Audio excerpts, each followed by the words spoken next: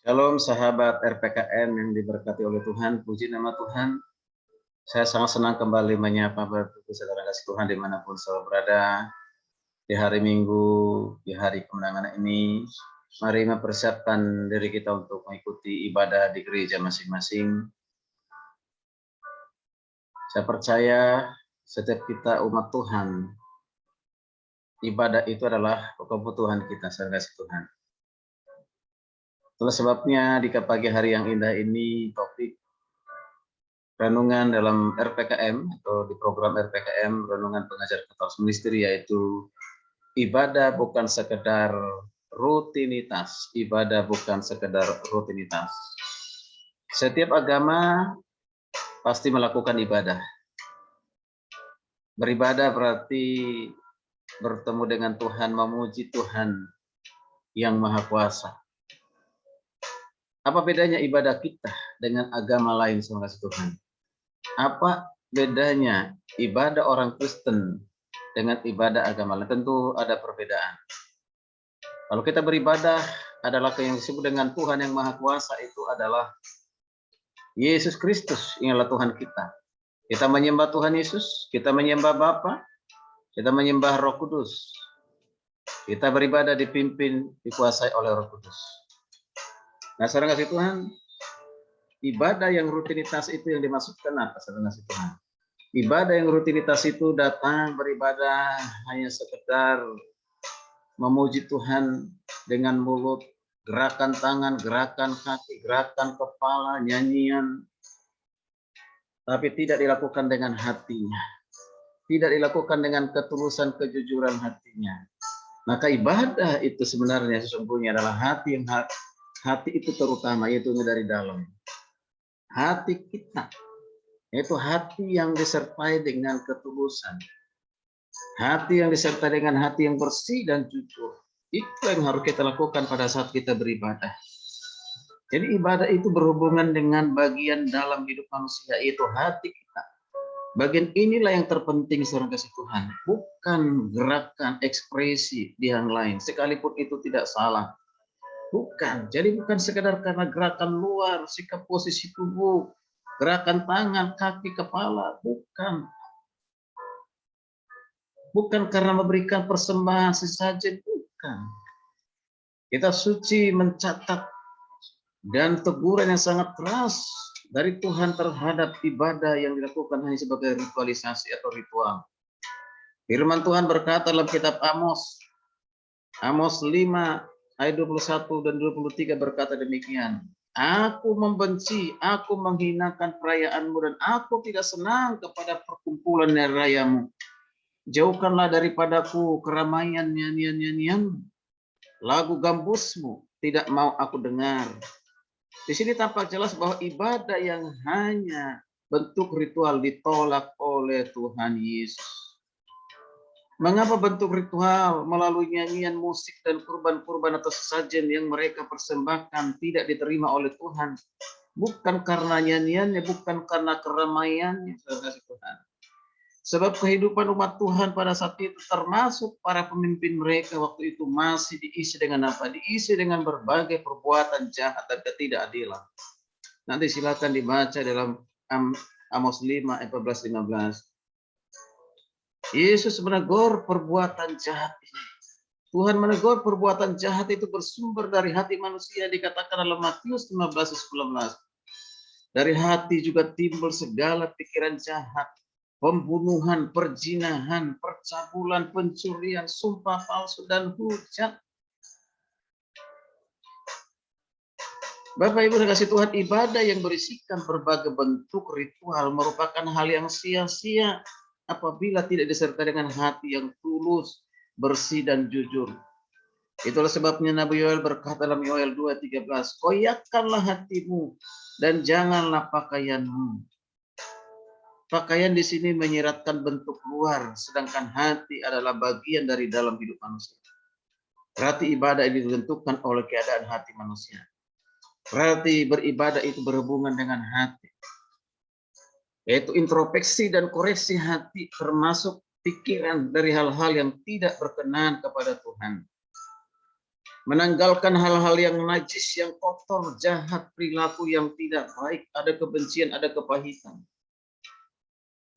Hindari beribadah dengan hanya karena ritual fisik, tapi harus dengan ritual batin. Harus dengan hati. Muliakan Tuhan bukan dengan bibir atau mulut, tetapi dengan hati. Ini teguran Yesus kepada orang-orang Farisi ahli Taurat. Bibirmu memuji Tuhan, mulutmu memuji Tuhan, tetapi hatimu jauh dari Tuhan. Jadi Bapak Ibu saudara kasih Tuhan, dalam ibadah manusia mengagungkan dan menyenangkan Tuhan. Bagi kita orang Kristen itu harus merupakan, ibadah itu harus merupakan masa di mana Tuhan hadir sendiri. Yesus berkata dalam Matius 18:20, di mana 2-3 orang berkumpul dalam nama Tuhan, di situ aku ada, di tengah-tengah kamu, di tengah-tengah mereka. Nah, kasih Tuhan, dengan menyadari kehadiran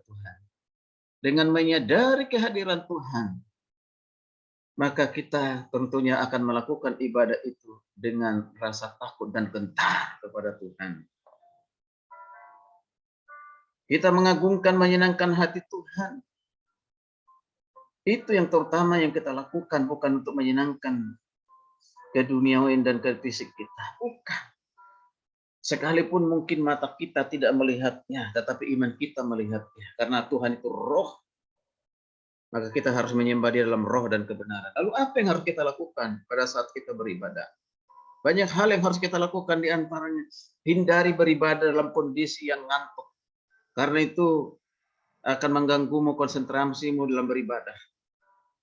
Hari Sabtu persiapkan diri untuk waktu kita, tenaga kita, untuk beristirahat di hari Minggu. Jangan tidur larut malam karena besok kita akan beribadah. Beribadahlah dengan fisik yang segar. Fisik yang letih akan mengganggu fokus saat kita ibadah.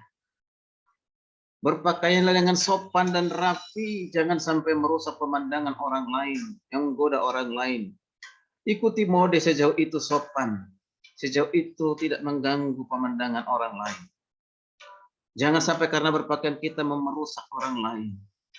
Pakailah pakaian yang sopan dan yang rapi, bukan karena mahal, murah, tetapi juga bisa itu membuat kita tampil rapi dan bersih. Lalu dengan kasih Tuhan, menyanyilah dengan baik, menyanyi dengan hati yang tulus. Oleh sebabnya para pemimpin pujian dan pemain musik siapkan dengan baik lagu-lagu yang terbaik, latihan yang terbaik, karena engkau dan semua tim pemusik dan penyanyi singer WL menentukan hadirat Tuhan pada saat engkau memuji menyembah Tuhan, engkau bisa rasakan, engkau alami. Karena engkau mengantarkan jemaat untuk apa? Mengantarkan jemaat untuk merasakan hadirat Tuhan. Karena itu melayanilah tim musik dan WL dengan persiapan hati yang tulus. Jemaat dikasih Tuhan dan seluruh yang ada di dalam ibadah itu, semua yang hadir dalam ibadah, mari panjatkan doa, bukan karena doa yang panjang bertele-tele. Dalam setiap ibadah ada doa syafaat. Doa syafaat itulah doa yang harus dipanjatkan, didukung oleh jemaat, diaminkan oleh jemaat. Jangan pada saat doa syafaat engkau ngantuk, engkau tidur, engkau ada berharap doa syafaat supaya segera berakhir. Ketika pendoa syafaat memimpin dalam doa, ikuti doa itu, aminkan, dan juga ikut dalam berdoa, berkata-kata dalam hatimu. Dan hal yang lain juga saudara kasih Tuhan, ketika engkau mendengarkan khotbah, siapkan telingamu, sediakan hatimu, dengar khotbah dengan baik. Dan bagi para pengkhotbah, persiapkan khotbah dengan baik sesuai dengan kebutuhan jemaat. Perhatikan waktu. Pengkhotbah harus mampu menarik perhatian jemaat supaya jemaat antusias, semangat untuk mendengarkan khotbah. Bagi umat Tuhan, mendengar khotbah, konsentrasi perlu dijaga sebaik-baiknya. Hindari kondisi melamun, ya pikirannya melayang-layang, pikirannya ke tempat lain. Bahkan hindari dari gangguan-gangguan lain supaya konsentrasi mendengarkan firman Tuhan. Hal yang lain juga yang penting adalah datanglah ibadah dengan tepat waktu. Jangan terlambat. Seringkali jemaat terlambat untuk beribadah. Sudah selesai 2 pentabisan, pujian penyembahan baru muncul di gereja. Bagaimana kita mengatakan kita memberikan yang terbaik bagi Tuhan, ibadah aja terlambat. Dan ikutilah ibadah sampai selesai, sampai tuntas. Jangan pulang sebelum ibadah selesai, sebelum ada 2 berkat. Jangan pulang, saudara kasih Tuhan. Jangan terburu-buru, karena itu persiapkan waktumu. Dan dalam ibadah, saudara kasih Tuhan, penting berikan persembahan yang terbaik. Itu persembahan rutin, persembahan perpuluhan, persembahan yang lainnya berikan dengan tulus ikhlas. Jangan kikir alias pelit. Kitab suci mengatakan di dalam 2 Korintus 9:6, orang menabur sedikit akan menuai sedikit juga, dan orang yang menabur banyak akan menuai banyak juga. Mau menuai sedikit, silakan menabur sedikit. Tapi kalau kita mau menuai banyak, menaburlah yang baik. Itu Alkitab katakan demikian. Dan hal yang lain, saudara kasih Tuhan, sekali lagi saya ingatkan, jangan meninggalkan ruangan ibadah untuk pulang ke rumah dengan hati yang penuh, ya, dengan tidak damai sejahtera. Harus pulang, ya, dari tempat ibadah dengan hati yang damai sejahtera. Pulanglah dengan membawa firman Tuhan. Lakukan, bagikan firman Tuhan itu kepada orang lain sehingga menjadi berkat. Apa yang dikhotbahkan itu menjadi kekuatan dalam iman, dalam mengikuti Tuhan, dalam 1 minggu bahkan seterusnya.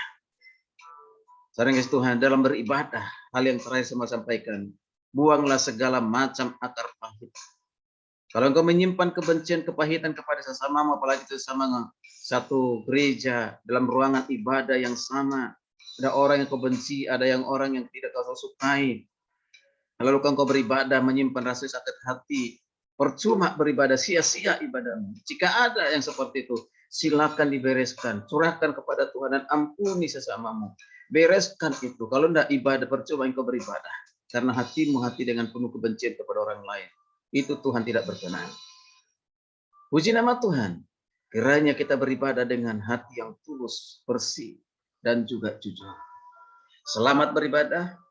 Berikan ibadah yang terbaik kepada Tuhan, sehingga kita diberkati oleh Tuhan. Sehingga ibadah kita, ibadah yang sungguh-sungguh memberkati kekuatan bagi kita semuanya. Shalom, Tuhan Yesus memberkati. Selamat beribadah. Salam sehat. Haleluya. Amin.